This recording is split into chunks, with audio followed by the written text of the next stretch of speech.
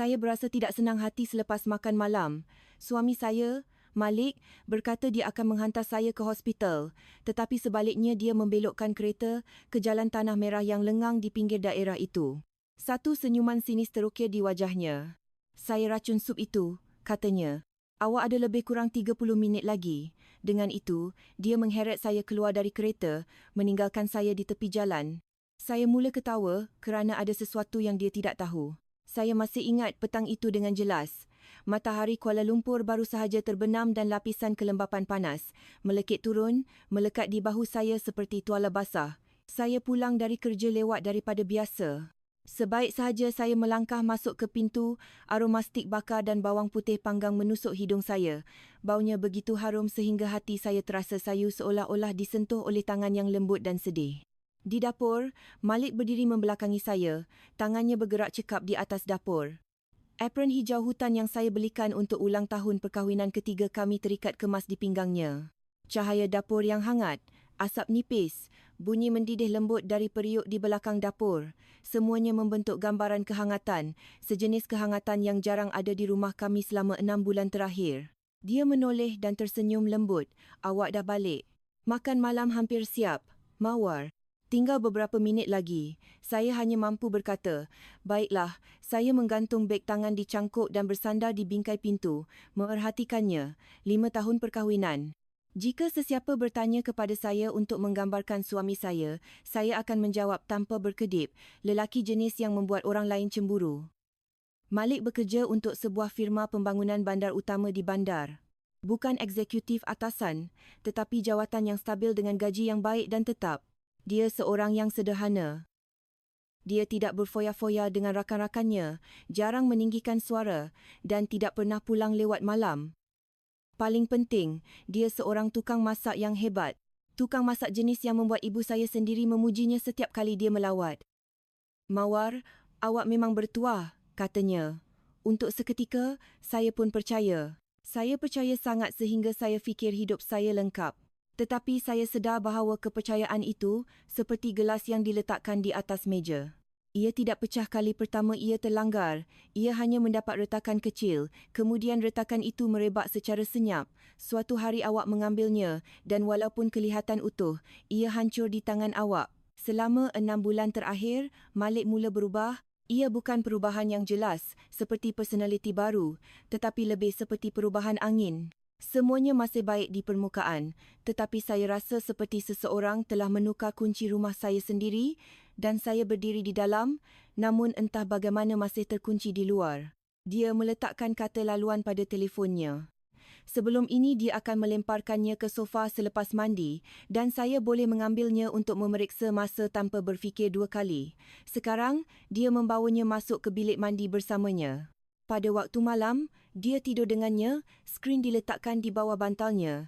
Getaran mesej teks lewat malam seperti nyamuk berdengung dalam kegelapan, menusuk fikiran saya setiap kali saya mendengarnya. Saya bukan jenis wanita yang menyelongkar, tapi saya bukan bodoh.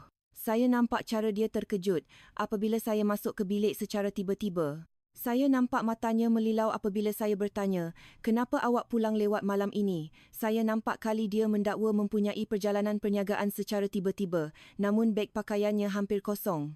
Saya tahu sesuatu sedang terlepas dari genggaman saya hanya tidak sempat menangkap hujungnya untuk menariknya ke dalam cahaya. Makan malam petang itu adalah hidangan 3 hidangan dan sup seolah-olah kami kembali ke zaman pengantin baru kami. Stik riba yang dibakar sempurna berkilauan di bawah lampu. Kentang putar bawang putih, gebu dan putih, asparagus panggang, hijau terang dan lembut, dan semangkuk sup jagung yang saya sangat sukai, yang saya puji sangat sehingga dia menghafal resipinya dan akan membuatnya pada majlis istimewa. Saya duduk melihat pinggan yang hangat dan terasa sebiji makanan tersangkut di kerongkong saya. Dia menghidangkan saya sepotong stik, memotongnya untuk saya seperti biasa. Makanlah, Mawar, katanya. Saya pergi ke kedai daging pagi ini. Dapat potongan terbaik yang mereka ada. Saya memaksa senyuman. Awak tak perlu bersusah payah begini. Dia mengangkat bahu seolah-olah tiada apa-apa. Ini untuk isteri saya. Tentu saja, ia mesti istimewa. Jika ini sebuah filem, penonton mungkin akan menghela nafas lega pada baris itu dan berfikir, Oh, semuanya salah faham, tetapi hidup bukanlah sebuah filem. Dan kadang-kadang, saat-saat kebaikan yang berlebihan adalah tanda amaran yang paling menakutkan. Orang hanya tiba-tiba menjadi baik apabila mereka menyembunyikan sesuatu yang begitu besar, sehingga mereka merasakan keperluan untuk mengimbangi secara berlebihan. Saya makan beberapa suapan. Rasa lazat stik, aroma bawang putih, kekayaan kentang, semuanya adalah masakan istimewa dia. Namun, saya tidak merasa tenang. Mata saya melirik ke telefonnya, diletakkan di sebelah shaker garam. Skrinnya gelap, tetapi saya tahu ia berkunci. Saya melihat tangannya, tangan yang sama yang telah memegang tangan saya melalui begitu banyak perkara, tetapi malam ini, saya rasa seperti duduk berhadapan dengan orang asing. Orang asing yang memakai topeng yang sangat biasa. Dia tiba-tiba berdeham. Oh, by the way, saya kena pergi ke Johor Bahru untuk kerja minggu depan. Akan mengambil masa 3 atau 4 hari. Saya meletakkan garpu saya dan memandangnya terus ke mata. Kenapa tiba-tiba? Dia melihat ke bawah pinggannya. Dia menceduk beberapa kentang, mengelakkan pandangan saya. Projek mendesak. Mereka memerlukan seseorang di lokasi. Saya hanya berkata, baiklah, dan tidak bertanya lebih banyak soalan. Bukan kerana saya mempercayainya, tetapi kerana saya belajar untuk mendengar keheningan, untuk mendengar perkara-perkara yang tidak dikatakan. Semakin banyak awak bertanya kepada pembohong, semakin banyak peluang yang awak berikan kepada mereka untuk mengarang cerita baru. Saya menceduk sup ke dalam mangkuk saya, wap naik, membawa bau manis, berkrim jagung dan herba. Saya membawa sudu ke bibir saya. Sebaik sahaja saya menelan suapan pertama, rasa sakit yang tajam, seperti tusukan jarum menembusi perut saya. Saya fikir mungkin saya makan terlalu cepat, jadi saya mengambil sesudu lagi untuk menelannya, tetapi kesakitannya tidak hilang. Ia menggali lebih dalam, tajam dan sejuk, merebak dari tengah abdomen saya keluar, seolah-olah seseorang sedang memutar wayar yang tidak kelihatan di dalam saya. Saya terdiam, tangan saya secara naluri memegang perut saya. Malik mendongak, suaranya penuh kebimbangan. Ada apa Mawar? Saya cuba bertenang. Tiada apa-apa. Mungkin makan terlalu cepat, tetapi saya dapat mendengar getaran dalam suara saya sendiri. Kesakitan ini tidak seperti sakit perut biasa. Ia bukan sakit yang membosankan. Ia adalah satu siri tusukan tajam, tanpa henti yang membuat peluh dingin membasahi dahi saya. Penglihatan saya kabur, nafas saya menjadi kasar. Saya memegang meja untuk berdiri. Kerusi bergeser di atas lantai apabila kaki saya terasa lembik. Dia bergegas untuk menangkap saya. Tangannya hangat, tetapi ia membuat saya menggigil apabila rasa sejuk yang dalam naik dari dalam badan saya sendiri. Muka awak pucat seperti hantu. Adakah sakit sangat? Saya menggigit bibir saya. Ya, sangat sakit. Tanpa teragak-agak, dia mencapai jaketnya dan beg tangan saya, menarik saya ke arah pintu. Gerakannya pantas dan cekap, seperti biasa dalam krisis. Tiada panik, tiada keraguan, seperti seorang lelaki yang biasa mengendalikan kecemasan. Saya pernah melihat itu sebagai sumber kekuatan, satu keselesaan. Sekarang, ia terasa seperti skrip yang dia telah berlatih. Ketika dia membuka pintu, dia berkata, "Kita akan ke hospital. Saya akan hantar awak." Saya dalam keadaan terkejut, bersandar di bahunya. Pada ketika itu, melalui kesakitan yang membakar, satu fikiran kecil, kejam terlintas di fikiran saya. Mengapa dia membuat sup jagung kegemaran saya malam ini? Hidangan yang paling saya sukai. Hidangan yang akan membuat saya menurunkan kewaspadaan saya. Saya tidak dapat menahan fikiran itu. Kesakitan melonjak seperti gelombang, membasuh segala-galanya. Saya hanya mendengar suaranya mendesak saya untuk berjalan lebih cepat. Bunyi kunci. Bunyi kasut saya menyeret di atas jubin dan bunyi enjin kereta mula di jalan masuk. Dan kemudian, saya mendengar bunyi lain, sangat samar, bunyi yang tidak termasuk dalam makan malam kami atau rumah kami. Telefonnya bergetar di dalam poketnya. Dia terdiam sekejap sebelum menyelut tangannya dalam-dalam ke dalam poketnya seolah-olah takut saya akan melihat. Saya memegang pemegang pintu kereta, seluruh badan saya menggigil. Malik membuka pintu penumpang untuk saya, mengikat tali pinggang ke ledah saya dan menyapu rambut dari dahi saya. "Tunggu sebentar, sayang. Kita akan sampai sebentar lagi." Saya memandangnya. Matanya masih lembut. Wajahnya masih yang saya kenal dengan baik, tetapi pembekuan seketika terhadap mesej teks itu seperti noda dakwat pada helaian kertas yang bersih. Noda kecil, Tetapi cukup bagi saya untuk mengetahui bahawa halaman itu tidak lagi bersih. Saya ingin bertanya siapa yang menghantar teks, apa yang dia sembunyikan jika dia benar-benar membawa saya ke hospital, tetapi kerongkong saya ketat dan kesakitan melanda lagi. Hanya mengeluarkan satu rintihan lembut, kereta mula bergerak. Lampu bandar di luar tingkap kabur menjadi jala warna yang panjang. Saya menutup mata, cuba bernafas. Saya tidak tahu ke mana saya pergi, tetapi saya tahu satu perkara pasti. Sebaik sahaja telefonnya bergetar di dalam poketnya, saya tidak lagi percaya pada apa-apa yang mudah. Dan intuisi seorang isteri yang dikhianati, intuisi yang sama yang saya gunakan untuk menyalahkan diri sendiri kerana terlalu berfikir, kini menjerit satu ayat yang jelas di kepala saya, seperti bunyi loceng. Jangan tertidur. Jangan biarkan dia membawa awak ke dalam kegelapan. Kereta Malik memecut keluar dari cul-de-sac pinggir bandar kami yang tenang dan bergabung ke dalam lalu lintas petang yang mengalir ke lebuh raya utama. Lampu depan kereta lain menjadi reben cahaya yang panjang, mengalir dan bunyi hon bergema di sekeliling kami. Segala-galanya berpusar di hadapan mata saya seperti lukisan yang digoncang dengan ganas. Saya menyandarkan kepala saya ke tempat duduk, memegang perut saya kerana kesakitan terus berpilin di dalam saya. Kesakitan yang tanpa henti, membakar. Malik memandu dengan tangan yang mantap. Dia sentiasa begitu. Dalam 5 tahun bersama, saya tidak pernah melihat tangannya menggigil di stereng. Walaupun sekarang, ketika saya bergelut untuk bernafas, dia mengekalkan kelajuan yang konsisten, matanya terpaku pada jalan di hadapan. Kadang-kadang, dia akan melirik ke arah saya, suaranya meyakinkan. Hanya sebentar lagi, Mawar. Kita hampir sampai ke hospital. Saya hanya mampu mengangguk lemah, tetapi satu fikiran terlintas di fikiran saya seperti kilat. Saya telah tinggal di Kuala Lumpur selama hampir 10 tahun. Saya tahu jalan-jalan. Untuk sampai ke hospital utama terdekat yang di pusat perubatan, kami sepatutnya mengambil jalan keluar untuk lingkar 610, tetapi dia terus memandu lurus ke utara DE 45. Saya menutup mata, memberitahu diri saya bahawa saya pasti keliru. Tetapi apabila kereta terus bergerak selama beberapa minit lagi, saya sedar pemandangan berubah. Kedai-kedai yang terang benderang dan pusat membeli belah menjadi jarang, digantikan oleh tanah kosong dan kelompok pokok yang gelap. Lampu jalan menjadi semakin sedikit dan jarang. Saya memaksa mata saya terbuka, cuba melihat keluar tingkap. Malik, saya berbisik, kita nak ke mana? Dah nak sampai ke? Hampir sampai, katanya, suaranya tenang. Begitu tenang sehingga ia membuat saya menggigil. Kereta itu memandu selama hampir 10 minit lagi. Kini, pinggir bandar yang padat telah bertukar menjadi landskap luar bandar. Dengan hanya beberapa lampu kuning yang kelihatan di kejauhan, saya mengenali kawasan ini, pinggir daerah itu. Menuju ke utara, tiada hospital besar di sini. Ketakutan samar-samar mula merayap naik ke belakang saya. Malik, saya berkata, cuba menjelaskan suara saya. Ini bukan jalan ke hospital kali ini. Dia tidak menjawab serta-merta. Dia berdiam diri selama beberapa saat sebelum berkata, jalan ini kurang sesak, lebih cepat. Saya ingin mempercayainya, tetapi sesuatu dalam nadanya membuatnya mustahil. Saya menoleh untuk melihatnya. Dalam cahaya malap papan pemuka, wajahnya separuh dalam bayang-bayang, matanya masih terpaku pada jalan. Tetapi tiba-tiba, ekspresinya kelihatan begitu asing, sehingga hati saya berdegup kencang. Kesakitan di perut saya melonjak lagi, lebih kuat daripada sebelumnya. Saya membongkok, tercungap-cungap.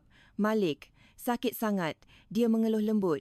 Keluhan yang saya tidak pernah dengar sebelum ini. Kereta itu tiba-tiba membelok ke jalan tanah merah yang kecil. Tayar berkeriut kuat ketika kami bergerak di antara ladang rumput liar yang tinggi. Tiada rumah. Tiada lampu, hanya kegelapan yang menekan dan bunyi angin bersiulan melalui semak-samak. Jantung saya berdegup kencang sehingga terasa seperti di telinga saya. Malik, apa yang awak buat? Kereta berhenti. Dia mematikan enjin dan lampu depan, dan dalam sekelip mata, kegelapan menelan segala-galanya. Satu-satunya cahaya datang dari cahaya hijau, samar jam papan pemuka, menerangi sudut wajahnya. Kesunyian begitu mendalam sehingga saya dapat mendengar degupan jantung saya yang panik. Dia membuka tali pinggang keledarnya dan menoleh ke arah saya. Dalam cahaya malap, saya melihat kesejukan di matanya. Begitu dingin sehingga saya tidak dapat mengenalinya sebagai milik lelaki yang telah tidur di sebelah saya selama 5 tahun. Sakit sangat ke? Dia bertanya. Saya menelan ludah. Kerongkong saya kering. Bawa saya ke hospital, dia ketawa. Ketawa kering, pendek. Tak perlu pun, hati saya jatuh. Apa maksud awak? Dia membuka laci sarung tangan dan mengeluarkan botol kaca kecil, sedikit serbuk putih masih di dalamnya. Dia menggoncangkannya perlahan di hadapan wajah saya. Kenal tak ni? Saya menatap botol itu, fikiran saya berputar. Itu yang awak baru masukkan dalam sup awak. Seluruh badan saya kaku. Apa yang awak cakapkan? Dia bersandar di tempat duduknya, memandang saya seolah-olah ini adalah perkara yang paling biasa di dunia. Saya masukkan dalam sup jagung. Rasa sejuk menjalar dari belakang leher saya ke tulang belakang saya. Kenapa? Kenapa? Dia memiringkan kepalanya, seolah-olah mempertimbangkan sama ada untuk menjelaskan. Akhirnya dia berkata, awak ingat harta lama ayah awak? Saya tidak faham apa yang dia cakapkan. Tanah berhampiran pelabuhan yang baru sahaja dibeli oleh bandar. Darah dalam urat saya menjadi ais. Penyelesaiannya adalah 2 juta ringgit. Dia tersenyum. Awak fikir saya tidak tahu? Saya menatapnya. Badan saya menggigil tidak terkawal. Itu duit ayah saya. Ia duit kita sekarang. Katanya ringan. Tapi lebih mudah jika awak mati. Saya fikir saya salah dengar. Awak gila ke? Dia menggelengkan kepala. Tidak. Saya tenang sepenuhnya. Dia melirik jam tangannya. Dalam kira-kira 30 minit, toksin akan mula menyebabkan kegagalan organ yang dahsyat. Awak akan pengsan dan kemudian awak akan mati. Dia mengatakannya dengan santai, seolah-olah sedang membincangkan cuaca. Pakar bedah siasat akan menganggapnya sebagai kegagalan pelbagai organ akut secara tiba-tiba. Kesakitan di perut saya sangat menyakitkan, tetapi kesakitan yang lebih besar kini tumbuh di dada saya. Awak bunuh saya untuk duit. Dia terdiam seketika, kemudian berkata, bukan hanya untuk duit. Saya memandangnya, dan kerana saya letih, dia mengangkat bahu. Letih dengan hidup ini? Letih dengan awak? Setiap perkataan seperti pisau di telinga saya. Saya nak hidup baru. Dengan siapa? Saya berbisik. Dia tersenyum. Tebaklah. Satu nama terlintas di fikiran saya. Nama yang saya hampir tidak berani sebut. Adakah Jessica? Jessica adalah kawan baik saya dari kolej. Dia sering datang ke rumah kami. Senyuman Malik perlahan-lahan melebar. Awak lebih bijak daripada yang saya sangka. Saya menutup mata apabila sesuatu di dalam diri saya hancur sepenuhnya. Kesakitan di perut saya membuatkan saya hampir tidak dapat bernafas. Tetapi pada ketika itu, saya mengeluarkan ketawa yang lemah, pecah. Malik mengerutkan kening. Apa yang awak ketawakan? Saya membuka mata dan memandangnya. Awak benar-benar fikir saya sebodoh itu? Dia terdiam. Apa maksud awak? Saya perlahan-lahan mencapai poket jaket saya dan mengeluarkan peranti kecil. Lampu merah kecilnya berkelip-kelip. Malik menatapnya. Apa itu? Saya tersenyum, walaupun bibir saya bergetar kerana kesakitan. Perakam suara. Wajahnya berubah serta-merta. Cakap lagi sekali, saya berbisik. Cakap awak racun sup itu. Udara di dalam kereta bertukar menjadi ais. Di luar, angin berdesir melalui rumput tinggi seperti bisikan gelap. Malik menatap perakam di tangan saya. Ekspresinya tidak lagi tenang. Ia sesuatu yang jauh lebih gelap, jauh lebih berbahaya. Dia perlahan-lahan membuka pintu keretanya dan keluar. Dia berjalan ke sisi saya dan menarik pintu terbuka. Hembusan udara sejuk menerpa saya. Dia memandang saya. Keluar, saya tahu ini adalah saat yang akan menentukan segalanya. Jika saya tidak bertahan, rakaman itu tidak bermakna. Tetapi jika saya bertahan, malam ini akan menjadi malam di mana hidupnya mula hancur. Saya memegang pintu kereta, cuba berdiri, kaki saya menggigil seolah-olah bukan milik saya sendiri. Jauh di jalan tanah merah, satu cahaya kuning berkelip-kelip dari apa yang kelihatan seperti sebuah rumah kecil. Itu mungkin satu-satunya harapan saya. Sebelum cerita ini berterusan, saya ingin mengucapkan sepatah dua kata kepada semua yang mendengar. Jika anda mendapati cerita ini menarik, sila tunjukkan sokongan anda dengan menyukai dan melanggan saluran ini. Saya doakan semua yang mendengar sihat sejahtera. Saya menarik nafas dalam. Malam ini, sama ada saya akan mati atau dia akan membayar. Angin dari padang terbuka bertiup terus ke wajah saya apabila pintu kereta terbuka. Udara sejuk menjalar di bawah kolar saya, membuat saya menggigil tidak terkawal. Tetapi rasa sejuk itu tidak seberapa berbanding dengan pandangan di mata Malik. Tiada apa-apa lagi yang tinggal dari suami yang biasa makan malam bersama saya setiap malam. Ia adalah pandangan seorang lelaki yang telah membuat keputusan terakhir yang tidak dapat ditarik balik. Keluar, dia mengulangi, suaranya perlahan dan mengancam. Saya berpaut pada tepi pintu kereta, memaksa diri untuk berdiri. Kaki saya seperti jeli dan perut saya masih berpiling kesakitan. Tetapi satu fikiran menguasai fikiran saya. Saya mesti hidup. Saya melangkah keluar dari kereta. Kerikil longgar di bawah kaki saya membuat setiap langkah tidak stabil. Saya hampir jatuh, tetapi berjaya menahan diri pada pintu. Malik berdiri di hadapan saya, berpeluk tubuh, memerhati saya seolah-olah menunggu sebuah drama mencapai kesimpulannya. Awak memang bijak, katanya perlahan, membawa perakam suara. Saya menggigit bibir saya. Awak fikir saya tidak curiga? Dia tersenyum sinis. Walaupun awak curiga, awak tetap minum sup itu. Saya tidak menjawab. Kerana dia betul. Walaupun saya curiga, saya tetap meminumnya. Saya masih ingin percaya saya salah, bahawa 5 tahun perkahwinan tidak akan berakhir dengan dos racun. Tetapi hidup tidak selalu memberi awak peluang untuk membetulkan kesilapan awak. Malik melangkah lebih dekat.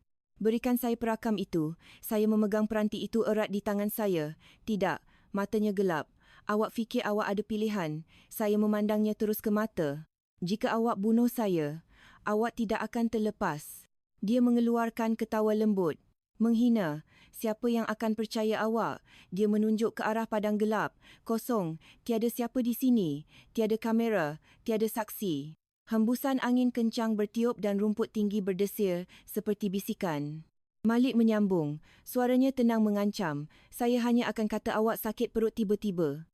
Saya sedang menghantar awak ke hospital, tetapi awak mengalami serangan teruk dan mati di dalam kereta. Dia mengangkat bahu. Tragedi yang mengerikan. Saya dapat merasakan jantung saya berdegup kencang, tetapi fikiran saya tiba-tiba tertumpu pada cahaya kuning yang saya lihat tadi di hujung jalan. Ia jauh, tetapi tidak mustahil untuk dicapai. Saya menarik nafas dalam. Awak fikir saya hanya akan berdiri di sini dan menunggu untuk mati? Sebelum dia sempat bertindak balas, saya berpaling dan berlari. Ia bukan larian yang pantas. Saya bahkan tidak pasti boleh memanggilnya berlari, tetapi saya mencurahkan setiap tenaga terakhir saya ke dalam kaki saya yang menggigil. Di hadapan saya adalah jalan tanah merah yang panjang, gelap. Di belakang saya dapat mendengar langkah Malik mengejar. "Berhenti!" Suaranya bergema di belakang saya. Saya tidak menoleh. Saya tahu jika saya berbuat demikian, saya akan kehilangan keberanian. Kesakitan di perut saya meledak. Setiap langkah seperti pukulan tukul ke dalam diri saya. Peluh dingin membasahi belakang saya, tetapi saya terus berlari. Cahaya kuning di hadapan semakin jelas. Ia kelihatan seperti sebuah rumah kecil, harapan yang rapuh. Mawar.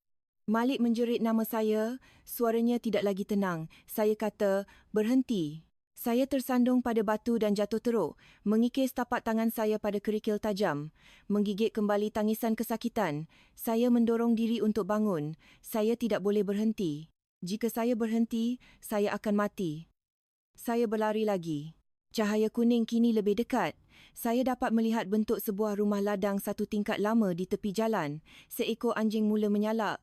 Bunyi itu bergema dalam malam seperti loceng penggera.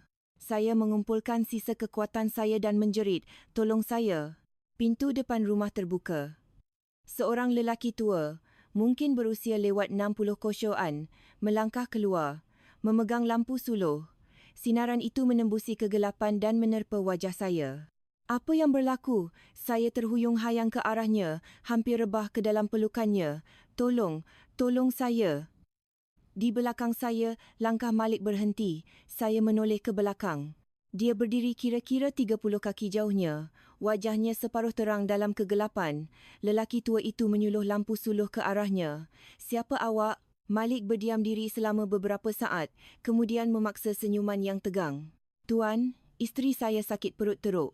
Saya sedang menghantarnya ke hospital." Saya segera menggelengkan kepala. "Tidak, dia racun saya." Lelaki tua itu mengerutkan kening. "Apa?" Malik melangkah 2 langkah ke hadapan. "Tuan, jangan dengar dia. Dia mengigau kerana kesakitan." Saya memegang lengan baju lelaki tua itu. Tolong panggil polis. Lelaki tua itu memandang dari saya ke Malik. Sinaran lampu suluh bergegar antara kami. Kesunyian tegang tergantung di udara. Kemudian seorang wanita tua keluar dari rumah. Sayang, apa yang berlaku? Lelaki tua itu menoleh kepadanya dan berkata dengan cepat, "Makcik Bedah, panggil 999.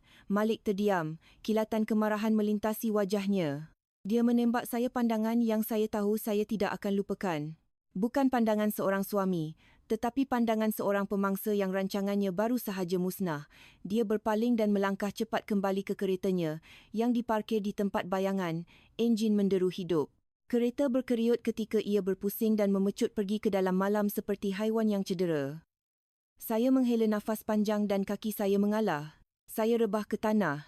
Saya mendengar wanita tua itu menjerit, "Ya Allah, gadis itu pengsan." Di kejauhan, bunyi kereta Malik pudar. Saya merasakan kesedaran saya melayang seperti daun terapung di atas air. Dalam saat kesedaran terakhir saya, sebelum kegelapan menelan saya mempunyai satu fikiran terakhir, Malik lari. Tapi permainan baru sahaja bermula. Saya tidak akan mati. Dan apabila saya bangun, saya akan membuat dia membayar untuk setiap titisan racun yang dia masukkan dalam sup itu malam ini. Kegelapan menyelubungi dan semuanya hilang. Apabila saya membuka mata lagi, perkara pertama yang saya sedari adalah bau antiseptik, bau hospital yang tajam dan biasa. Tetapi pada ketika itu, ia membawa saya kelegaan yang begitu mendalam. Saya ingin menangis. Saya masih hidup. Siling putih, lampu pendafluar pucat dan bunyi monitor jantung yang stabil berirama di sebelah saya. Semuanya perlahan-lahan menjadi fokus. Tekak saya pedih dan kering, seolah-olah saya telah menelan pasir. Saya cuba bergerak, tetapi badan saya terasa berat, seperti tulang saya dipenuhi timah. "Awak sudah sedar?" Suara seorang wanita bercakap di sebelah saya. Saya menoleh untuk melihat seorang jururawat memeriksa titisan IV saya. "Di mana saya?" Suara saya berbisik. "Hospital Besar Daerah," kata jururawat itu. Penya menulis di papan klip, "Awak dibawa ke ER malam tadi. Beberapa minit lagi dan ia akan menjadi kritikal." Saya menutup mata. Rasa sejuk menjalar di tulang belakang saya apabila ingatan malam tadi membanjiri kembali. Makan malam, sup, jalan tanah merah, mata Malik dan kata-katanya, "Awak akan mati dalam 30 minit." Jantung saya berdegup kencang. "Siapa yang bawa saya ke sini?" "Pasangan yang memiliki rumah ladang berhampiran," jururawat itu menjawab. "Mereka memanggil ambulans." Saya menghela nafas panjang. Jika bukan kerana rumah itu, saya mungkin menjadi mayat tanpa nama di bilik mayat sekarang. Pintu terbuka dan seorang doktor, seorang lelaki berusia 40-an yang kelihatan serius dengan cermin mata, masuk. "Gembira melihat awak sudah sedar." Dia menarik kerusi ke tepi katil. "Bagaimana perasaan awak?" "Perut saya masih sakit." Dia mengangguk. "Itu dijangka. Kami menemui kesan toksin organik yang kuat dalam sistem awak." Mata saya membulat. "Toksin?" "Ya," katanya, memandang saya dengan tekun. "Bolehkah awak ingat apa-apa yang awak mungkin makan atau minum?" Saya terdiam seketika. Wajah Malik terlintas di fikiran saya. Sebahagian daripada saya ingin menjerit, "Suami saya meracuni saya," tetapi sebahagian lagi berbisik sesuatu yang lain. Jika saya mengatakannya sekarang, dia mungkin mempunyai masa untuk menutup jejaknya. Saya menarik nafas dalam. "Saya makan malam di rumah." "Adakah sesiapa makan bersama awak?" "Suami saya." Doktor itu menulis beberapa nota. "Kami telah menghantar ujian darah awak ke makmal untuk laporan toksikologi penuh. Kami sepatutnya mempunyai keputusan khusus dalam beberapa hari." Dia berdiri. "Buat masa ini, awak sudah keluar dari bahaya serta-merta, tetapi kami perlu menahan awak untuk pemerhatian." Saya mengangguk lemah. Selepas doktor dan jururawat pergi, bilik itu kembali sunyi, kecuali bunyi monitor yang stabil. Saya berbaring di sana merenung siling.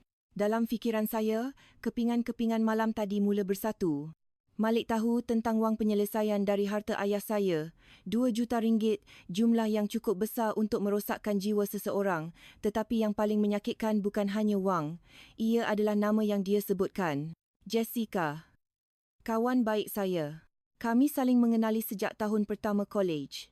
Jess telah tidur di rumah saya berkali-kali. Dia adalah orang yang saya ceritakan segala-galanya dari hari saya bertemu Malik hingga hari perkahwinan kami. Saya ingat dia pernah ketawa, berkata, Malik adalah lelaki yang sangat baik. Awak lebih baik pertahankan dia. Saya telah ketawa bersamanya ketika itu. Saya tidak pernah membayangkan orang yang saya perlu waspada adalah dia. Ketukan di pintu menarik saya dari lamunan. Lelaki tua dari malam tadi, Pak Cik Samad, melangkah masuk. Saya segera mengenali matanya yang baik. Awak sudah sedar, nak. Saya tersenyum sama. Ya, terima kasih, Pak Cik. Dia melambaikan tangannya. Tak perlu pun. Awak cuma tolong orang bila awak nampak mereka dalam masalah. Mak Cik Bedah mengikutnya masuk, membawa bekas sup hangat. Makanlah sikit, ia akan beri awak kekuatan. Saya begitu terharu sehingga saya tidak dapat berkata apa-apa. Dalam satu malam, suami saya cuba membunuh saya dan 2 orang asing menyelamatkan nyawa saya. Mak Cik Bedah meletakkan sup itu. Mana suami awak? Saya memandang ke bawah selimut. Saya tidak tahu. Pak Cik Samad mengerutkan kening. Dia melarikan diri malam tadi. Kami sudah melaporkannya kepada Jabatan Sherif. Jantung saya berdegup kencang. Polis? Ya, katanya, mengangguk. Ini perkara serius. Saya terdiam. Jika polis tahu, Malik pasti akan tahu. Saya ingat pandangan di matanya sebelum dia memandu pergi. Bukan pandangan seorang lelaki yang takut, tetapi seorang yang sedang mengira langkah seterusnya. Pintu terbuka lagi. 2 lelaki berseragam timbalan Sherif masuk. Seorang berusia 30-an dengan mata tajam dan pemerhati. Puan, katanya, menarik kerusi. Kami ingin bertanya beberapa soalan kepada awak. Saya mengangguk. Dia membuka buku nota. Bolehkah awak beritahu kami apa yang berlaku malam tadi? Saya memandang keluar tingkap. Matahari pagi memancar ke dalam bilik hospital. Hari baru telah bermula, tetapi dari saat ini, hidup saya tidak akan sama lagi. Saya menoleh kembali kepada timbalan itu. Saya fikir suami saya memasukkan racun dalam sup saya. Bilik itu senyap selama beberapa saat. Kening timbalan itu berkerut sedikit. Adakah awak ada bukti? Saya mengangkat tangan dan perlahan-lahan membuka jari saya. Perakam suara digital kecil terbaring di tapak tangan saya. Lampu merahnya masih berkelip. Saya berkata perlahan, semuanya ada di sini. Ekspresi kedua-dua timbalan itu berubah serta-merta. Yang lebih muda mengambil peranti itu dan menekan butang. Di dalam bilik hospital yang sunyi, suara Malik bergema jelas. Saya masukkan dalam sup jagung. Mak Cik Bedah terkesiap. Pak Cik Samad menggelengkan kepala. Timbalan itu mematikan perakam. Dia memandang saya lama. Jangan risau, Puan, katanya perlahan. Kami akan cari dia. Saya mengangguk, tetapi jauh di dalam hati, saya tahu sesuatu.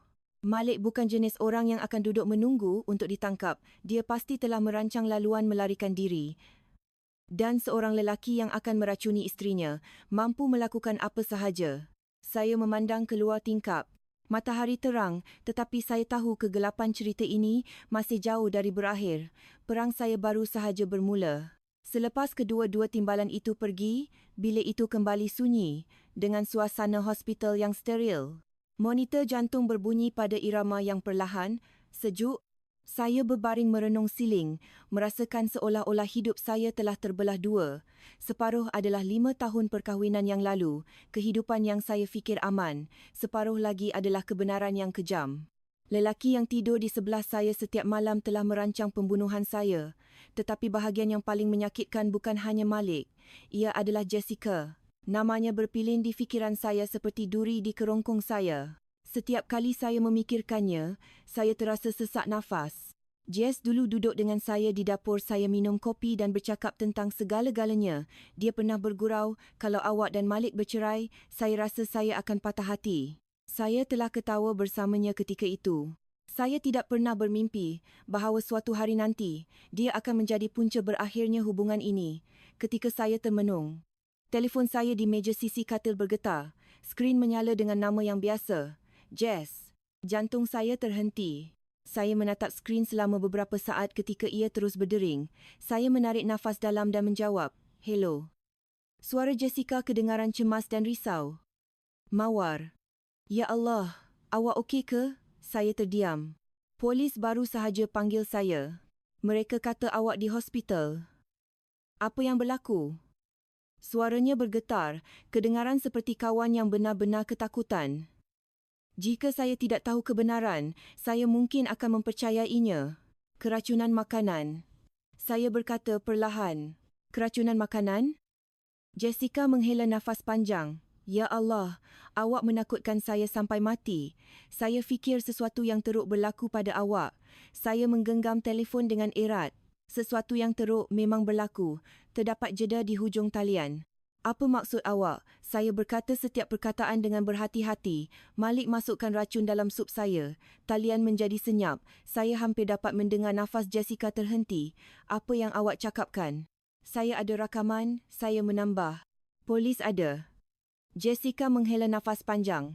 Ya Allah, kenapa Malik buat macam tu? Soalannya membuat saya ketawa. Bunyi kering, hampa. Jess, saya tahu semuanya. Hujung talian senyap lagi. Tahu apa pasal awak dan Malik? Jeda panjang berlanjutan dan kemudian Jessica ketawa.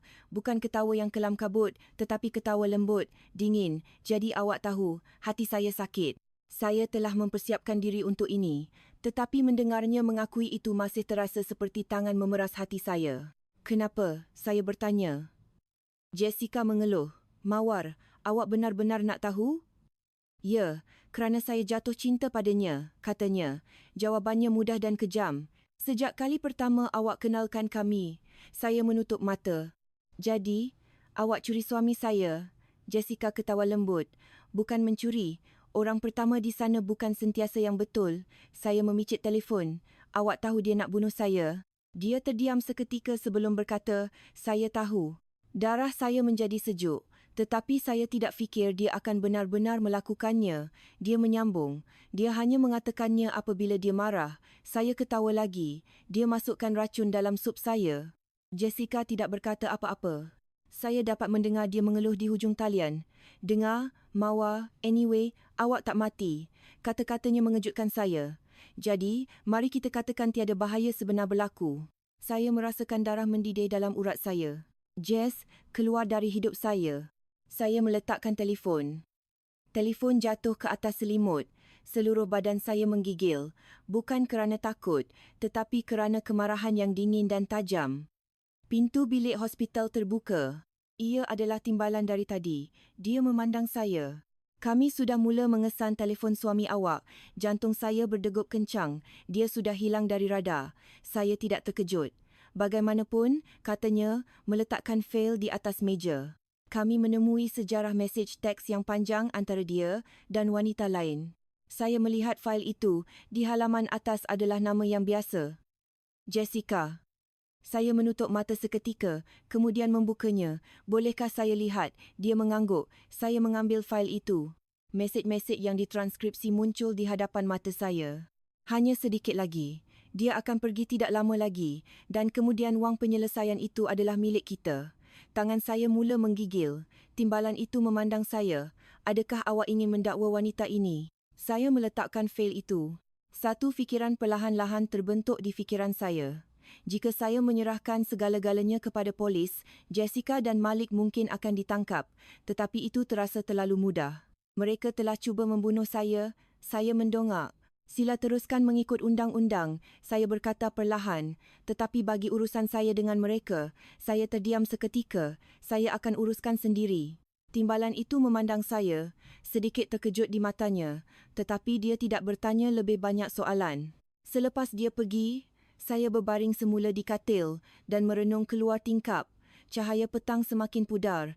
Hari lain sedang berakhir, tetapi perang saya baru sahaja bermula. Sebelum cerita ini berterusan, saya ingin mengucapkan sepatah dua kata kepada semua yang mendengar. Sila tunjukkan sokongan anda dengan menyukai dan melanggan saluran ini. Saya doakan semua yang mendengar sihat sejahtera. Saya perlahan-lahan mengepal penumbuk saya. Malik dan Jessica fikir saya sudah mati atau sekurang-kurangnya patah semangat, tetapi mereka tidak tahu satu perkara. Seorang wanita yang dikhianati boleh rapuh, tetapi apabila dia kembali berdiri, dia lebih berbahaya daripada sesiapa. Malam cepat tiba di hospital daerah kecil itu. Dari tingkap saya dapat melihat lampu kuning tempat letak kereta membuang bayang-bayang panjang dari pokok-pokok oak tua. Angin membuat dahan-dahan mereka bergoyang seperti lengan gergasi, mengisyarat dalam kegelapan. Ia begitu sunyi sehingga saya dapat mendengar bunyi kasut jururawat di sepanjang koridor dan sesekali bunyi siren yang jauh. Tetapi di dalam kepala saya, ia sama sekali tidak sunyi. Kata-kata Malik, jawapan dingin Jessica, ia dimainkan semula seperti filem gerakan perlahan. Saya ingat dengan jelas pandangan di mata Malik apabila dia berkata, "Awak akan mati dalam 30 minit." Dan saya ingat suara Jessica di telefon, "Bagaimanapun, awak tak mati." Kedua-dua ayat itu bersatu seperti dua bilah pisau. Saya faham satu perkara, bagi mereka, hidup saya tidak bernilai. Tetapi mereka telah membuat satu kesilapan, saya masih hidup. Dan apabila seseorang didesak hingga ke ambang dan bertahan, mereka tidak akan sama lagi. Pintu terbuka perlahan dan seseorang masuk. Mawar. Saya mendongak. Itu Daud, kawan lama dari Fakulti Undang-Undang. Saya telah meminta Pak Cik Samad menghubunginya untuk saya apabila saya dimasukkan ke hospital. Dia menarik kerusi, memandang saya dari atas ke bawah dan menggelengkan kepala. "Awak nampak teruk." Saya mampu tersenyum kecil. "Masih hidup adalah permulaan yang baik." Daud mengangguk. "Saya dah bercakap dengan Jabatan Sherif. Mereka berikan saya maklumat asas." Dia merendahkan suaranya. "Adakah suami awak benar-benar cuba bunuh awak?" Saya menyerahkan perakam suara itu kepadanya. Dia mendengar klip pendek dan suara Malik memenuhi bilik. Saya masukkan dalam sup jagung. Daud mematikannya dan mengeluh. "Anak haram itu." Saya memandangnya. "Awak rasa mereka akan tangkap dia?" Daud mengangkat bahu. "Mungkin. Tapi mungkin ambil masa." Dia memerhati saya. "Apa yang awak fikirkan?" Saya terdiam seketika. "Saya tak nak tunggu sahaja." Dia mengerutkan kening. "Apa maksud awak?" "Saya nak tahu semuanya." Daud bersandar. "Awak rasa ada lebih banyak lagi?" Saya mengangguk. "Malik bukan orang yang melulu." "Bukan tanpa rancangan," saya berkata perlahan. Dia tahu jumlah penyelesaian yang tepat bila ia akan masuk dan saya akan makan sup itu. Daud berfikir seketika. "Awak rasa ada orang tolong dia?" "Saya tak pasti," saya berkata, memandang keluar tingkap. "Tapi saya tahu satu perkara." "Apa tu?" "Saya nak mereka bayar." Daud diam. Kemudian dia mengangguk. "Baiklah." Dia berdiri. "Tapi dulu, awak kena pulih dulu." Saya tersenyum samar. "Saya belum mati lagi." Daud pergi, meninggalkan saya sendirian dengan fikiran yang bergelora. Sekitar tengah malam, koridor hospital sunyi. Lampu pendar fluor dari lorong memancarkan jalur pucat yang panjang di lantai bilik saya. Saya masih tidak boleh tidur. Tiba-tiba telefon saya bergetar. Mesej teks dari nombor yang tidak dikenali. "Ingatkan kau dah mati." Jantung saya berdebar. Saya menatap skrin apabila mesej kedua muncul. "Kau patut belajar untuk tidak campur tangan dalam hal yang bukan urusan kau." Rasa sejuk menjalar di leher saya. Saya menaik balik. "Siapa ni?" Tiada balasan segera. Kira-kira seminit kemudian, telefon bergetar lagi. "Kalau kau bijak, kau akan pura-pura malam tadi cuma kemalangan." Saya membaca mesej itu berulang kali. Orang ini tahu apa yang berlaku. Bukan sahaja tahu, tetapi memerhati saya. Saya membalas, "Ini Malik ke?"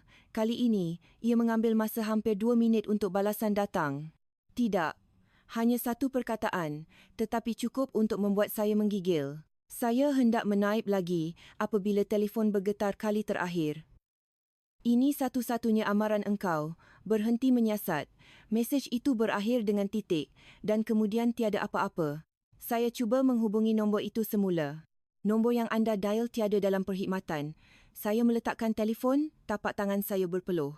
Jika orang yang menghantar teks itu bukan Malik, jadi siapa lagi yang tahu? Dan kenapa mereka begitu takut saya menyiasat? Angin bertiup melalui tingkap yang sedikit terbuka, membuat langsir berkibar. Saya tiba-tiba merasakan bilik hospital menjadi lebih sejuk. Saya ingat kata-kata Malik malam itu, "Lebih mudah jika awak mati." Baginya, saya hanya halangan, tetapi bagi sesiapa sahaja yang menghantar teks itu, mungkin saya hampir membongkar rahsia yang lebih besar. Saya melihat perakam suara di atas meja. Lampu merahnya masih berkelip. Saya perlahan-lahan mengepal penumbuk saya. Jika seseorang berfikir beberapa teks mengancam akan menakutkan saya, mereka salah. Kerana selepas semua yang berlaku, saya tiada apa-apa lagi untuk rugi. Dan apabila seorang wanita tiada apa-apa lagi untuk rugi, dia menjadi orang yang paling berbahaya di dalam bilik. Saya menutup mata, cuba berehat. Esok, saya akan mula mencari jawapan. Bukan sahaja mengapa Malik mahu membunuh saya, tetapi mengapa orang asing begitu takut saya mengetahui kebenaran. Naluri saya mengatakan cerita ini jauh lebih mendalam daripada hubungan sulit dan penyelesaian RM2 juta. Dan apabila saya semakin hampir ke bawah, mungkin akan ada lebih ramai orang yang mahukan saya kekal mati. Pagi esoknya, saya bangun apabila matahari awal memancar melalui tingkap hospital. Cahaya kuning pucat memenuhi bilik, memancarkan cahaya lembut pada selimut putih. Jika saya tidak ingat apa yang berlaku, saya hampir boleh percaya saya hanya menghidap sakit perut ringan. Tetapi apabila saya bergerak, kesakitan samar di abdomen saya adalah peringatan segera akan kebenaran. Saya telah diracun oleh suami saya sendiri. Saya duduk perlahan-lahan. Badan saya masih lemah, tetapi fikiran saya lebih jelas daripada yang pernah ada beberapa hari. Di luar, saya dapat mendengar bunyi samar hospital mula beroperasi. Tetapi di dalam diri saya, segalanya telah berubah. Saya mengambil telefon saya. Mesej dari malam tadi masih ada. 2 baris dingin di skrin. Ingatkan kau dah mati. Berhenti menyiasat. Saya membacanya lagi. Jika ini hanya mengenai saya, Malik dan Jessica, tiada sebab untuk orang asing menghantar ancaman. Itu bermakna ada orang lain yang terlibat. Pintu terbuka. Daud masuk membawa 2 cawan kopi. Awak bangun awal. Dia menyerahkan kopi hitam kepada saya. Saya mengambilnya.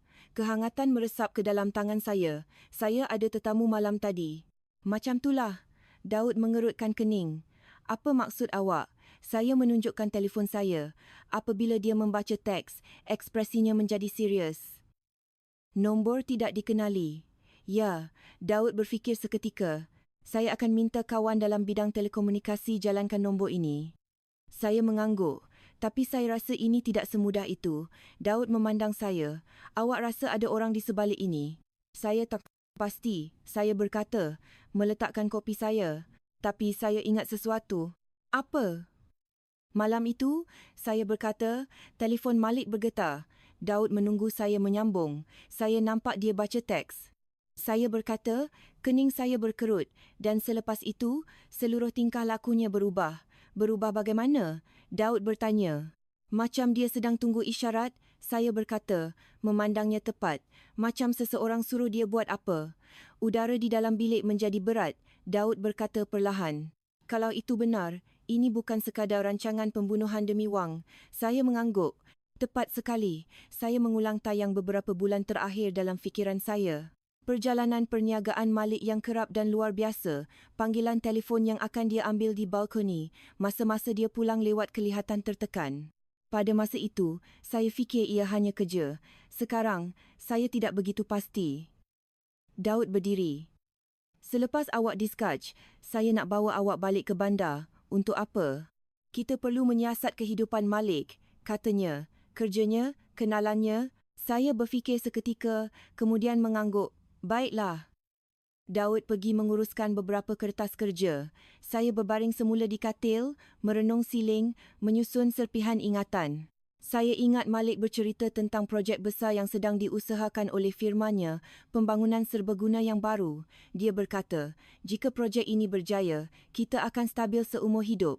Saya tidak bertanya lebih lanjut mengenainya ketika itu. Tetapi kini, saya tertanya-tanya adakah projek itu punca semua ini. Petang itu, doktor masuk untuk pemeriksaan terakhir. Awak pulih dengan baik, katanya. Jika tiada komplikasi, awak boleh discharge esok. Saya berterima kasih kepadanya. Apabila dia pergi, saya pergi berdiri di tepi tingkap. Kawasan hospital bermandi cahaya matahari. Orang ramai datang dan pergi. Kehidupan normal sedang berlaku di luar sana. Tetapi bagi saya, kehidupan normal itu telah hilang. Telefon saya bergetar. Mesej teks dari Daud. Saya dapat tahu mengenai nombor itu. Jantung saya berdegup kencang. Apa dia? Mesej seterusnya muncul. Ia telefon burner yang didaftarkan dengan maklumat palsu. Saya tidak terkejut, tetapi baris seterusnya membuat saya terdiam. Tetapi isyarat terakhir dikesan dari tapak pembangunan Oakwood Ridge. Saya membaca nama itu berulang kali. Oakwood Ridge. Itu adalah nama projek yang sedang dibangunkan oleh firma Malik. Ketakutan dingin menyelubungi saya. Jika orang yang menghantar ancaman berada di sana, itu bermakna Malik tidak bertindak sendirian. Ada rangkaian di belakangnya dan saya baru sahaja terjerumus ke dalam laluan mereka. Saya menggenggam telefon saya. Satu azam baru terbentuk di fikiran saya. Jika saya mahukan kebenaran, saya perlu kembali ke tempat semuanya bermula, syarikat Malik dan tapak Oakwood Ridge. Saya memandang keluar tingkap apabila matahari petang bertukar menjadi jingga. Hari lain sedang berakhir, tetapi saya tahu bahawa esok akan menjadi langkah pertama dalam perjalanan yang jauh lebih berbahaya dan saya tidak tahu berapa ramai lagi orang yang mahukan saya mati sebaik sahaja saya mula menyiasat rahsia mereka. Tetapi kali ini, saya tidak melarikan diri. Kerana beberapa kebenaran, tidak kira betapa menakutkannya, perlu didedahkan dan saya akan menjadi orang yang melakukannya. Pagi esoknya, saya dibenarkan pulang, badan saya masih lemah. Tetapi semangat saya sama sekali berbeza. Wanita yang meninggalkan rumahnya beberapa hari lalu, seorang isteri yang mempercayai, sudah tiada. Di tempatnya adalah orang lain. Seseorang yang meniti jalan keraguan dan pencarian kebenaran tanpa henti. Daud menjemput saya. Keretanya sudah menunggu di pintu masuk hospital ketika matahari baru mula menghilangkan kabus pagi. Saya melangkah keluar dan menarik nafas dalam-dalam udara pagi yang sejuk. Daud membuka pintu. Masuklah. Saya dah sediakan tempat sementara untuk awak tinggal. Saya masuk ke tempat duduk penumpang. Ketika kami memandu meninggalkan hospital, bandar mula hidup di sekeliling kami. Irama normal perjalanan ulang-alik pagi, bas sekolah dan kedai kopi yang sesak terasa seperti dunia yang jauh dari dunia yang saya diami sekarang. Saya minta seseorang siasat syarikat Malik malam tadi, kata Daud. Ada apa-apa ke? Saya bertanya.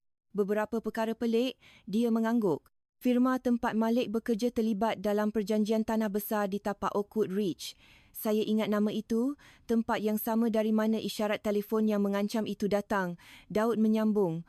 Projek itu bernilai ratusan juta. Saya menghela nafas perlahan. Jadi, Daud memandang saya. Masalahnya projek itu terperangkap dalam pertikaian. Pertikaian? Ya. Beberapa pemilik tanah asal enggan menjual. Itu biasa untuk projek besar, saya berkata. Daud menggelengkan kepala. Kali ini tidak. Dia berhenti di lampu merah dan menoleh kepada saya. Ada khabar angin bahawa orang dipaksa untuk menandatangani geran mereka. Rasa sejuk menjalar di tulang belakang saya. Maksud awak ada seseorang yang menggerakkan tali di belakang tabir. Lampu bertukar hijau. Kami memandu dalam diam seketika. Saya menatap keluar tingkap, fikiran saya di tempat lain. Saya teringat tingkah laku pelik Malik. Jika bukan hanya tentang warisan saya, maka mungkin dia terperangkap dalam sesuatu yang jauh lebih besar. Saya rasa awak betul, kata Daud, memecah kesunyian. Tentang apa? Malik tidak bertindak sendirian.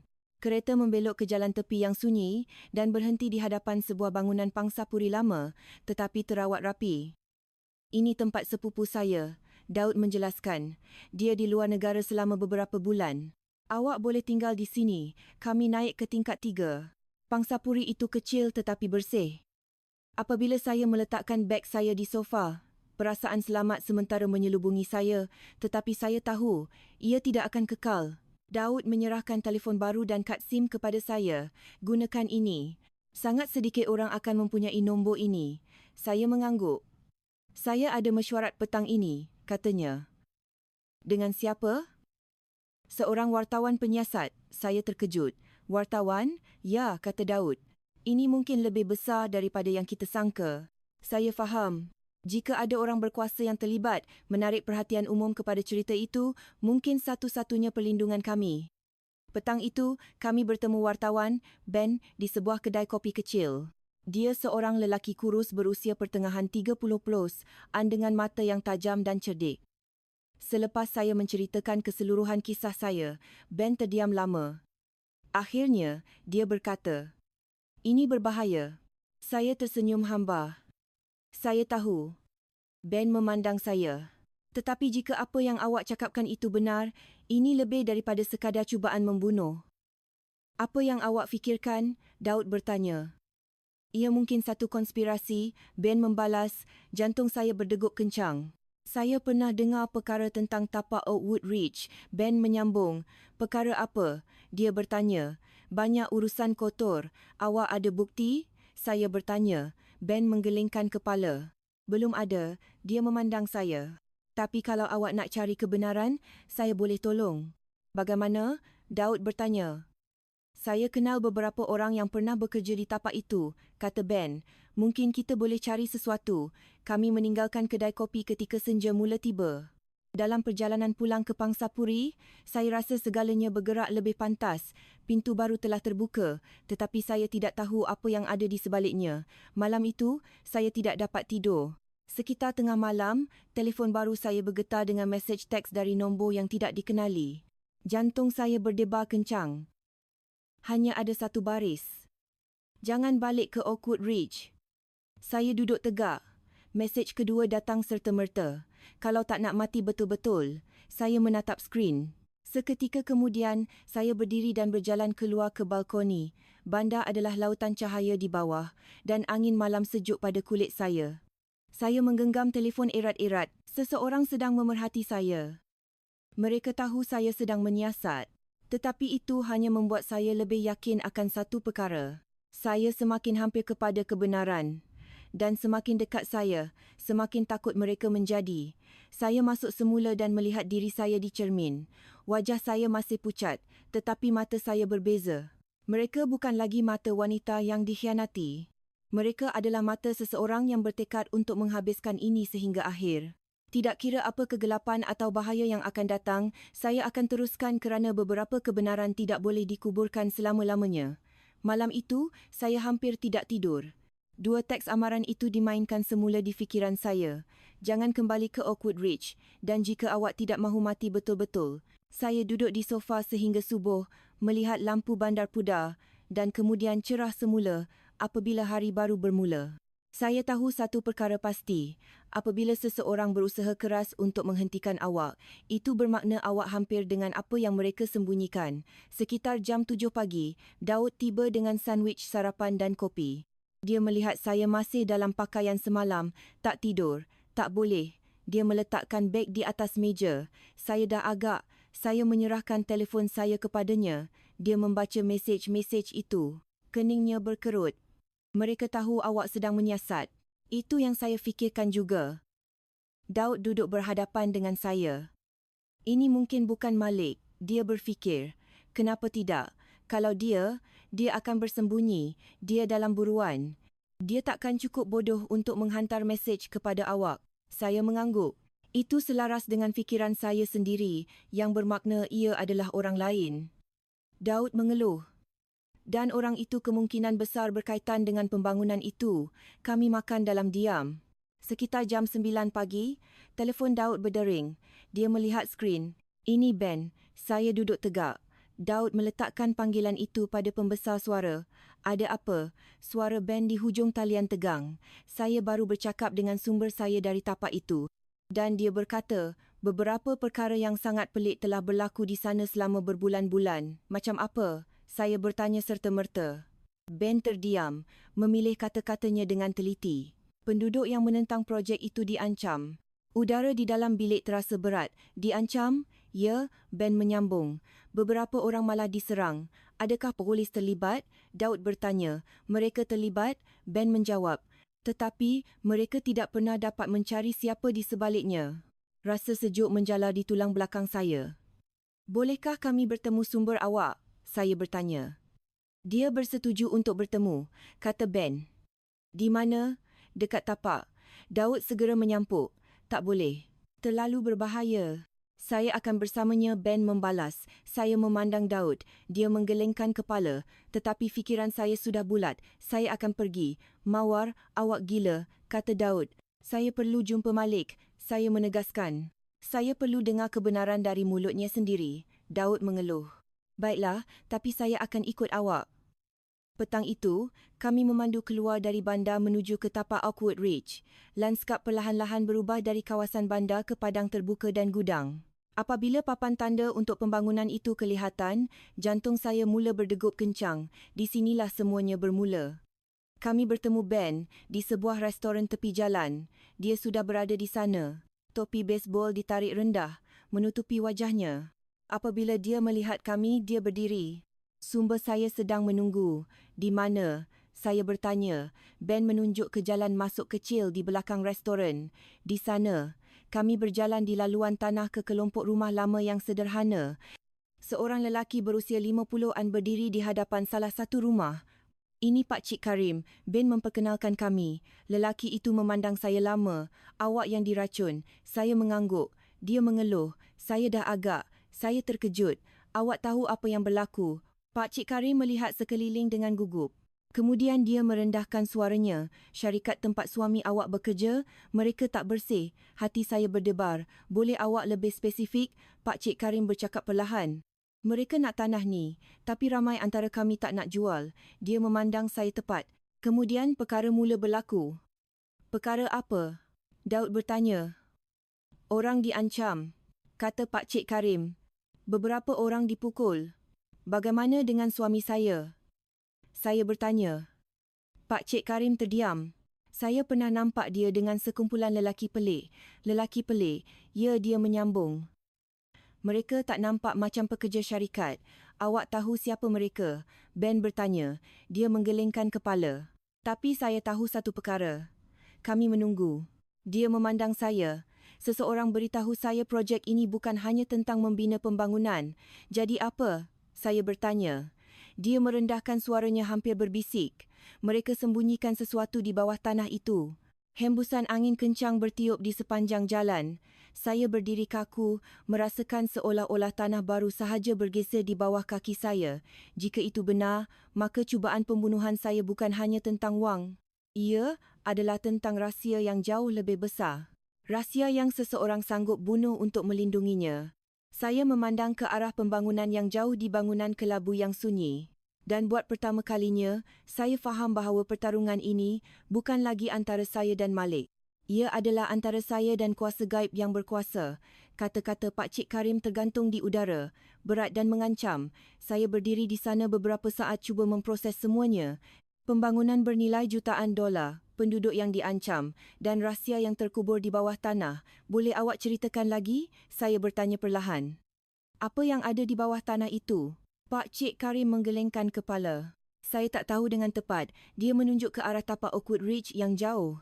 Tapi beberapa orang lama di sini cakap tanah itu tak selalu kosong. Dulu apa? Ben bertanya cepat. Kilang lama? Pak Cik Karim membalas. Dari beberapa dekad lalu, jantung saya berdebar. Kilang jenis apa?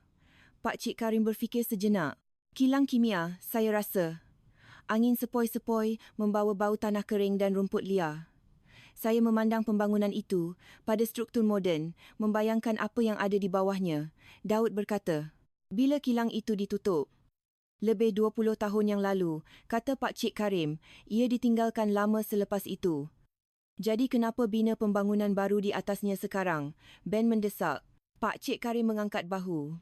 Dengar tanah itu dijual murah kepada syarikat besar. Syarikat mana? Saya bertanya. Dia memandang saya. Kumpulan pembangunan Vance. Rasa sejuk menjalar di tulang belakang saya. Itu adalah nama syarikat induk di belakang projek Oakwood Ridge. Awak tahu apa-apa lagi? Daud bertanya. Pak Cik Karim terdiam, kemudian menggelengkan kepala. Itu cuma apa yang saya dengar. Dia memandang saya, matanya penuh kebimbangan. Cik muda, kalau boleh, awak patut jauhi perkara ini. Saya terdiam seketika. Saya tak ada pilihan lagi. Dia mengeluh. Awak muda, jangan sampai mati kerana ini. Saya tidak membalas. Kami meninggalkan rumah Pak Cik Karim ketika petang mula pudar. Dalam perjalanan pulang ke kereta, Ben berkata, saya tak rasa dia cuma menyebarkan kabar angin. Kenapa tidak? Daud bertanya. Projek besar macam ni selalu ada rahsia, kata Ben, memandang ke arah tapak itu. Apa yang awak akan buat? Saya bertanya. Saya akan cari rekod lama kilang kimia itu. Dia membalas. Daud mengangguk.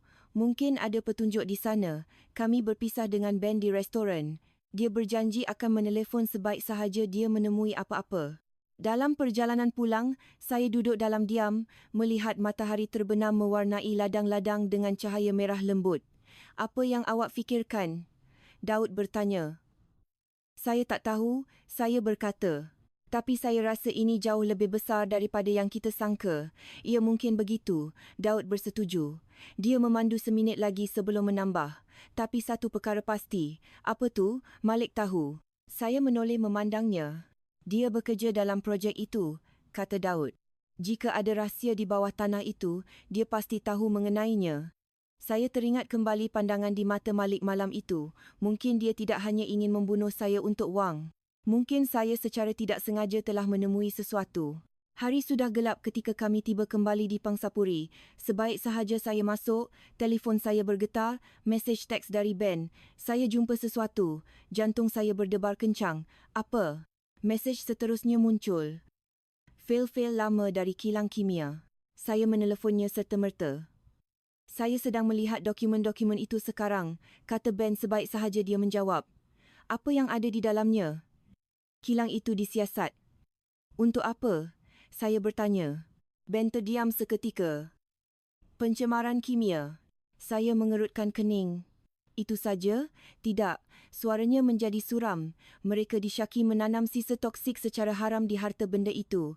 Saya terasa darah mengering dari wajah saya. Jadi, apa yang berlaku? Kilang itu ditutup, kata Ben. Dan selepas itu, rekod-rekod hilang. Kata-katanya menyenyapkan bilik. Apa maksud awak hilang? Daud bertanya. Saya tidak dapat mencari laporan penyiasatan terakhir, kata Ben. Ia seolah-olah seseorang sengaja menghapuskannya. Awak rasa kumpulan Vance tahu tentang ini? Saya bertanya perlahan. Ben ketawa pendek. Sinis, mereka pasti tahu. Saya faham serta-merta. Jika ada sisa toksik di bawah tanah itu, nilai projek akan jatuh. Jika ia bocor, ratusan juta dolar akan lesap. Saya menggenggam telefon. Bagaimana dengan Malik? Jika dia bekerja dalam projek itu, kata Ben, dia mungkin orang yang tahu terlalu banyak. Jadi, awak rasa dia cuba bunuh saya kerana? Ben terdiam. Mungkin awak tahu sesuatu yang awak tidak sedar awak tahu. Panggilan berakhir. Saya meletakkan telefon, kepala saya berputar. Daud memandang saya. Awak okey? Saya baik-baik saja, saya berkata, walaupun saya merasa apa-apa kecuali itu. Seketika kemudian saya menambah, ada sesuatu yang saya belum beritahu awak.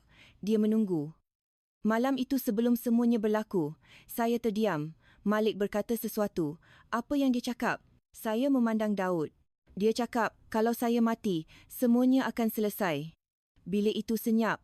Mungkin dia bukan hanya mengejar wang, kata Daud lembut. Saya mengangguk. Kalau saya mati, mungkin satu rahsia akan mati bersama saya. Saya memandang keluar tingkap di lampu-lampu bandar. Saya tahu bahawa di bawah fasad yang berkilauan itu, perkara-perkara gelap sedang disembunyikan. Dan kini, saya terlalu jauh untuk berpatah balik. Sebelum saya tidur, saya menghidupkan perakam suara saya. Ia telah menjadi kebiasaan. Dan sebelum saya mematikannya, saya ingin mengatakan sesuatu kepada mereka yang mendengar cerita saya. Sila tunjukkan sokongan anda dengan menyukai dan melanggan. Saya doakan semua sihat sejahtera. Saya mematikan perakam dan berbaring. Angin malam berbisik di luar. Saya menutup mata, tetapi satu fikiran kekal. Jika rahsia itu telah terkubur selama 20 tahun, ramai orang akan melakukan apa sahaja untuk menghalangnya daripada digali. Malam itu, tidur saya terganggu.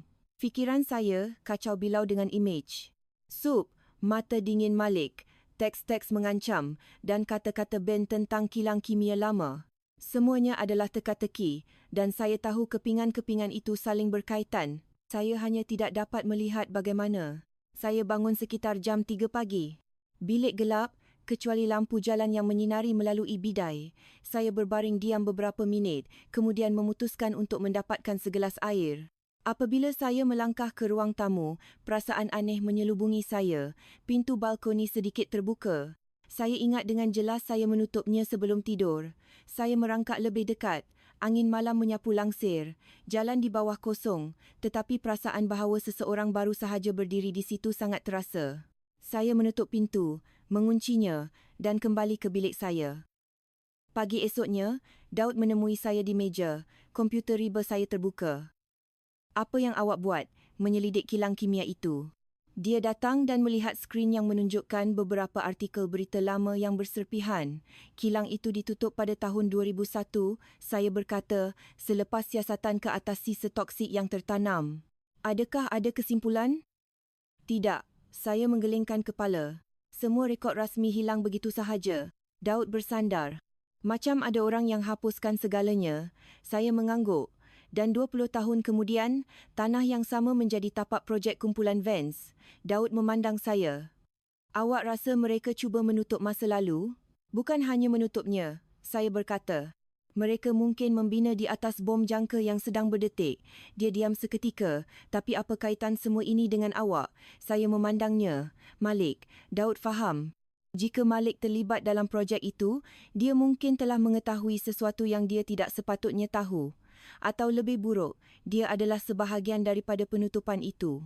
Tepat pada ketika itu, telefon saya berdering, nombor yang tidak dikenali. Saya memandang Daud. Dia mengangguk sedikit. Saya menjawab, "Hello." Talian senyap beberapa saat, kemudian suara yang biasa. "Mawar." Saya terdiam.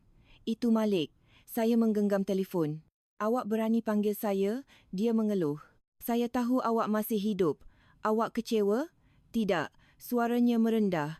"Saya cuma nak bercakap." Saya ketawa dingin. "Bercakap tentang apa?" "Untuk minta maaf kerana racun saya." Terdapat jeda. "Awak tak faham semua ini," katanya. "Kalau macam tu, jelaskan kepada saya." Saya balas, "Tak boleh." "Kenapa tidak?" Suaranya merendah. "Sebab lagi kurang awak tahu, lagi selamat awak." Itu membuat saya marah. "Awak cuba bunuh saya, dan awak cakap pasal keselamatan." "Saya tak nak buat," kata Malik. "Tapi awak tetap buat." Saya membalas, senyap.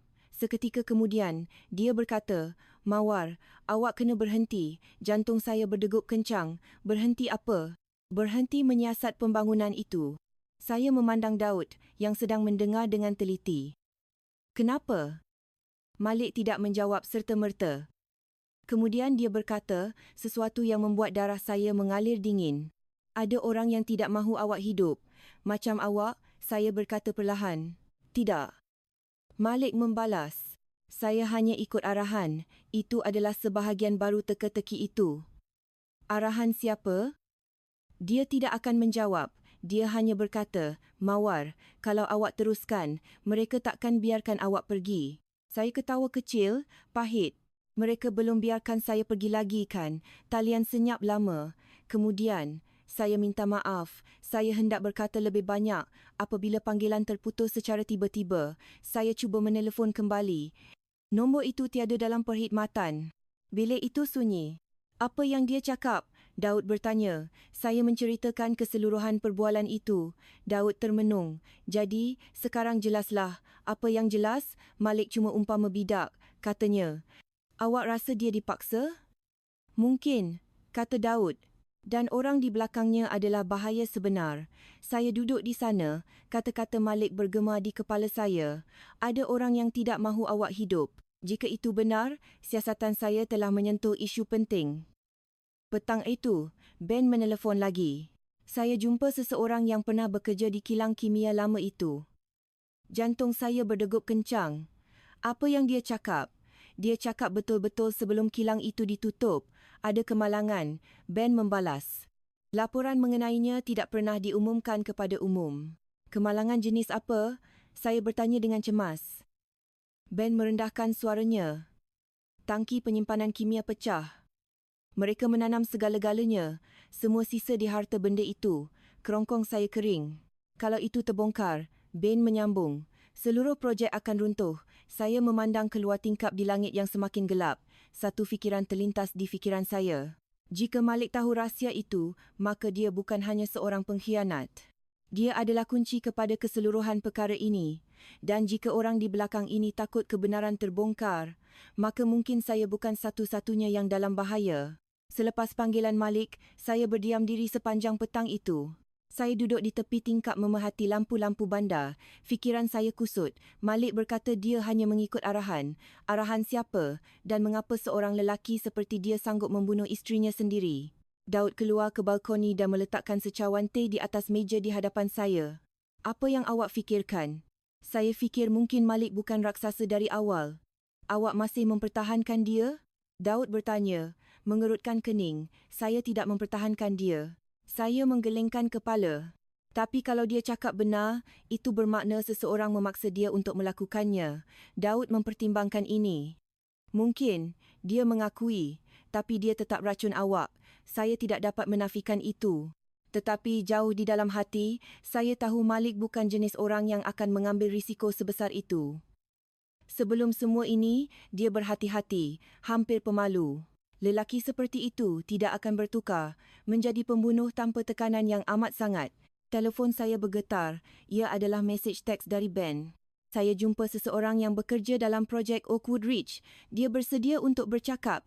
Jantung saya berdebar kencang. Di mana? Balasan datang serta-merta. Di bandar, sebuah restoran kecil. Daud membaca teks di bahu saya. Jom pergi. Sejam kemudian, kami bertemu Ben di sebuah restoran sederhana yang tersembunyi di lorong belakang. Di dalamnya, pengganti Pak Cik Karim. Seorang lelaki pertengahan umur bernama Encik Lim duduk di sudut meja. Ini Encik Lim. Ben memperkenalkan kami. Lelaki itu memandang saya. Awak isteri Malik? Saya mengangguk. Dia mengeluh. Saya seorang jurutera penyelia di tapak itu. Awak tahu tentang kilang kimia lama itu? Saya bertanya serta-merta. Encik Lim melihat sekeliling restoran, kemudian bercakap perlahan. Kisah-kisah itu benar. Ada sisa toksik tertanam di bawah tapak itu, beratus-ratus tong. Jantung saya seolah-olah terhenti seketika. Kilang lama itu tanamnya di sana berdekad-dekad yang lalu. Kenapa tidak dialihkan? Ben bertanya. Terlalu mahal, Encik Lim menjawab. Jadi, bila mereka mula membina, mereka tak jumpa ke? Saya bertanya. Encik Lim ketawa pahit. Oh, mereka jumpa, tapi mereka tutup-tutup. Udara menjadi berat. Kenapa? Daud bertanya.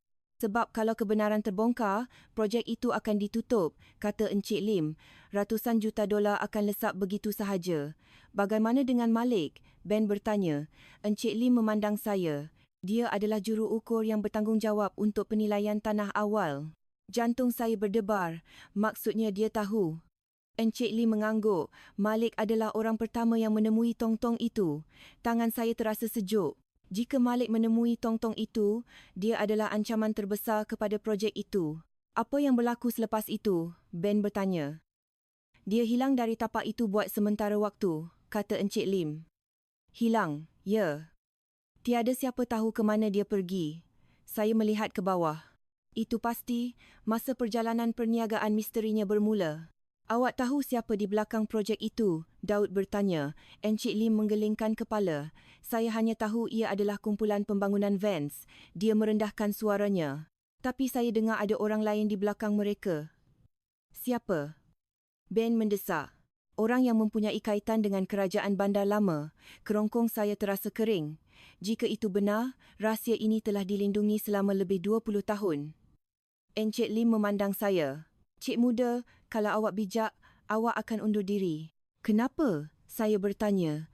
Orang yang terlibat dalam ini, mereka bukan orang biasa, katanya. Kami meninggalkan restoran dalam gelap. Dalam perjalanan pulang, saya terdiam. Apa yang awak fikirkan? Daud bertanya. Saya fikir Malik tahu terlalu banyak dan sebab itu mereka mahu dia dibungkam, Daud menyambung. Atau, saya menambah, memaksanya melakukan kerja kotor mereka. Kereta berhenti. Ketika saya keluar, saya memandang ke langit malam. Satu fikiran tiba-tiba terlintas di fikiran. Jika Malik adalah orang yang menemui rahsia itu, maka orang yang paling berbahaya kepada projek itu bukan saya. Ia adalah dia. Dan jika mereka sanggup membunuh saya, mereka mungkin sudah cuba melakukan perkara yang sama kepada Malik. Saya menoleh kepada Daud. Kita mesti cari Malik. Untuk apa? Saya perlu dengar kebenaran daripadanya. Saya berkata perlahan. Sebelum terlambat, angin sejuk bertiup melalui koridor. Saya mempunyai perasaan yang kuat bahawa kami semakin hampir kepada hati rahsia itu. Tetapi semakin dekat kami, semakin berbahaya ia menjadi. Satu langkah silap, dan saya mungkin tidak mendapat peluang kedua untuk menceritakan kisah ini. Selepas bertemu Encik Lim, satu fikiran menguasai saya. Saya mesti mencari Malik. Dia telah mengkhianati saya, cuba membunuh saya. Tetapi saya kini faham bahawa dia lebih daripada sekadar penjahat dalam cerita saya. Dia adalah kaitan paling kritikal dalam keseluruhan konspirasi Oakwood Ridge. Jika dia adalah orang pertama yang menemui tong-tong kimia itu, dia kemungkinan besar tahu siapa yang menggerakkan tali. Malam itu, tidur adalah mustahil. Saya duduk di meja makan, merenung telefon saya. Nombor Malik masih ada, tetapi ia tidak dapat dihubungi. Daud keluar dari biliknya. Masih fikirkan dia? Saya tidak fikirkan dia, saya berkata. Saya fikirkan kebenaran.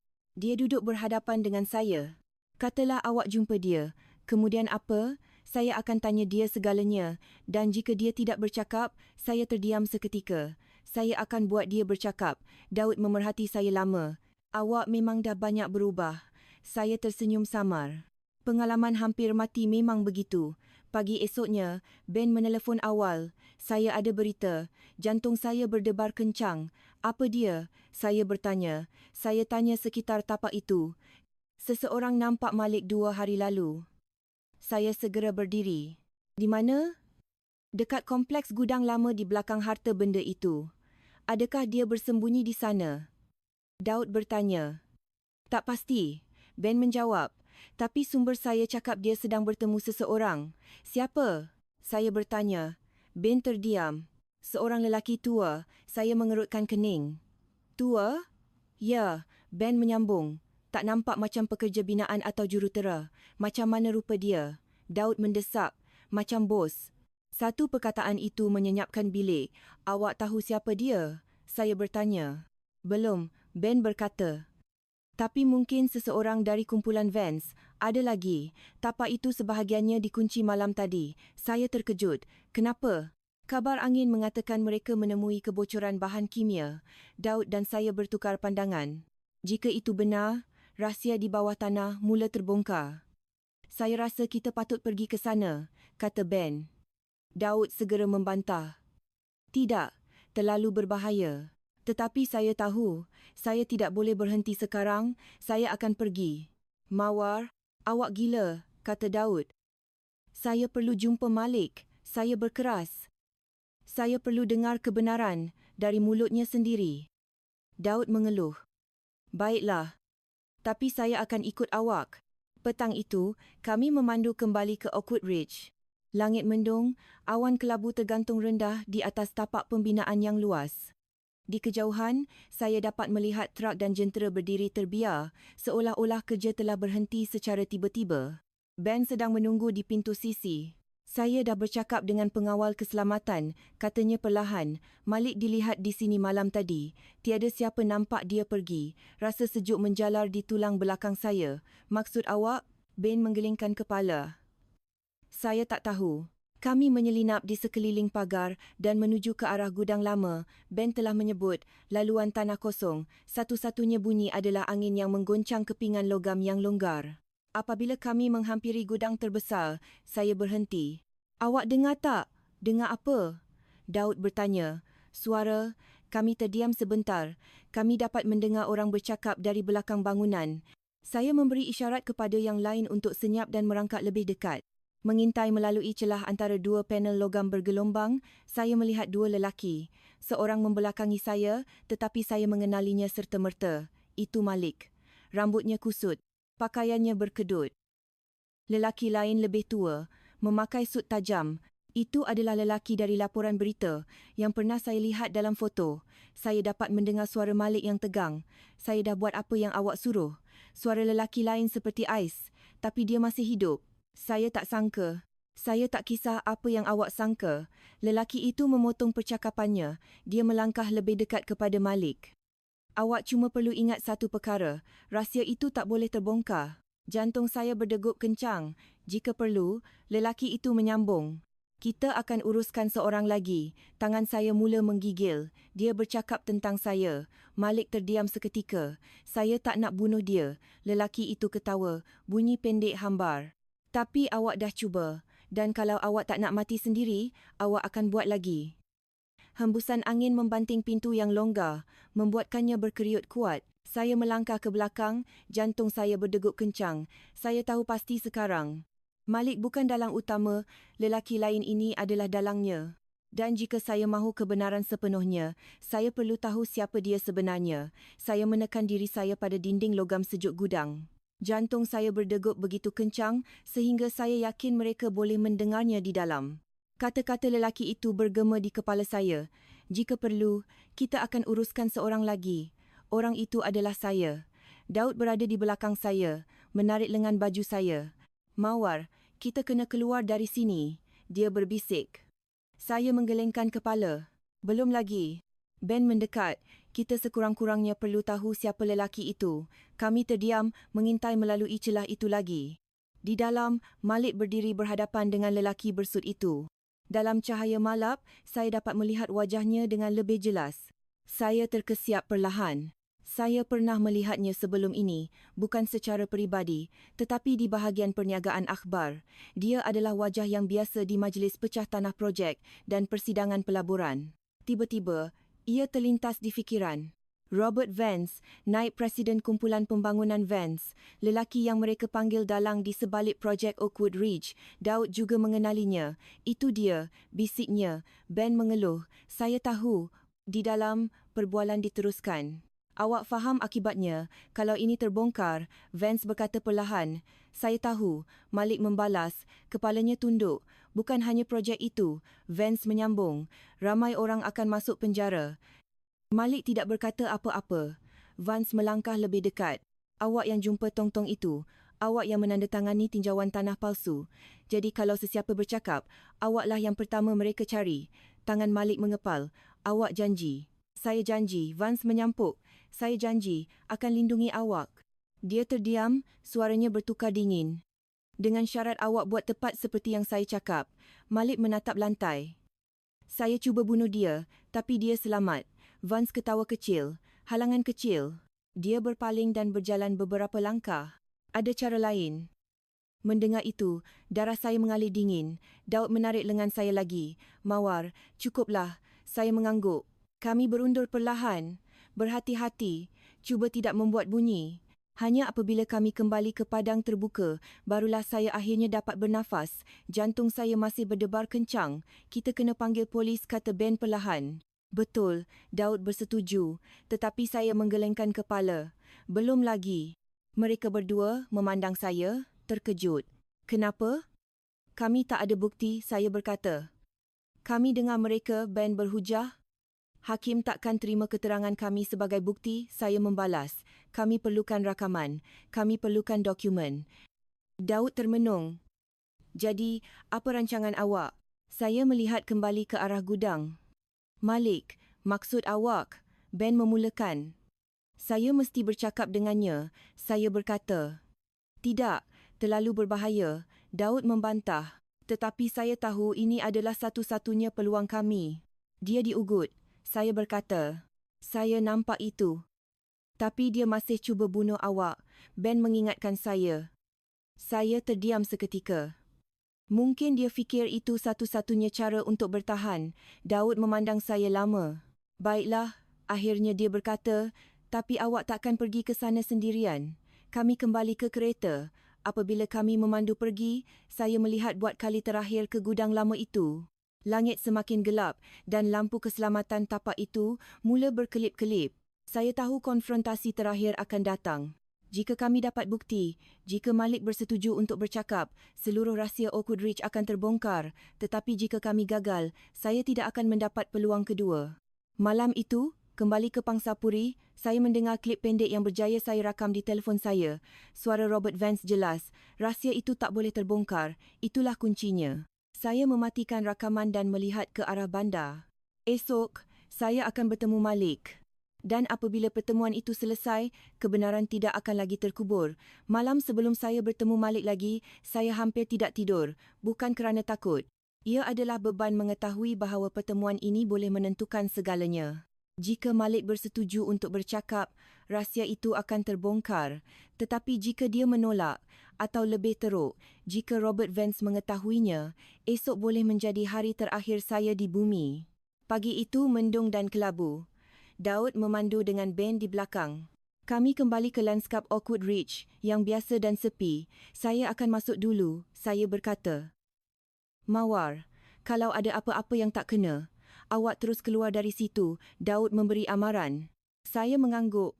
Perakam suara kecil itu terpasang, tersimpan selamat di dalam poket jaket saya. Saya berjalan ke arah gudang. Pintu logam berkeriut apabila saya menolaknya terbuka. Di dalam, Malik berdiri sendirian. Dia berpaling pada bunyi itu.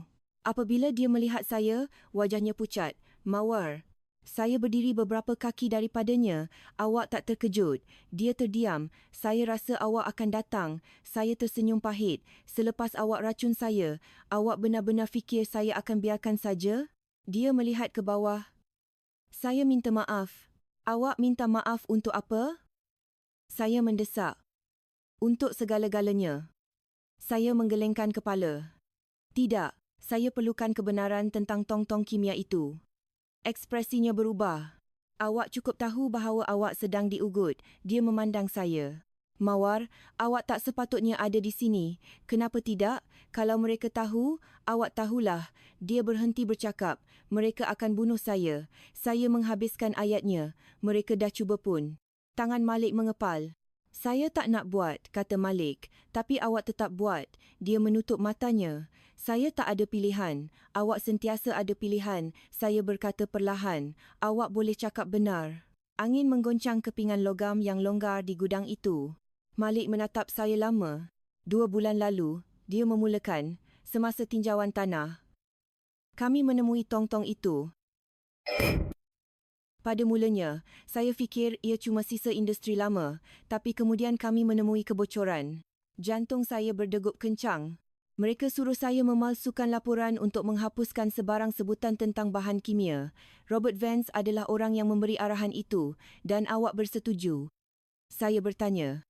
Malik ketawa hamba. Tidak sehingga mereka menemui kelemahan saya. Kelemahan apa? Dia memandang saya. Awak? Saya terdiam.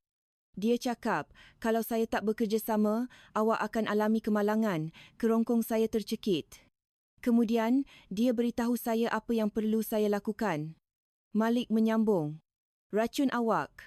Saya terdiam lama, mengingati kata-kata Vance dari hari sebelumnya.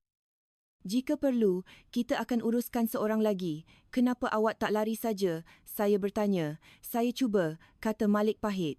Mereka jumpa saya. Mawar. Orang-orang ini bukan hanya ahli perniagaan. Mereka ada rangkaian keseluruhan.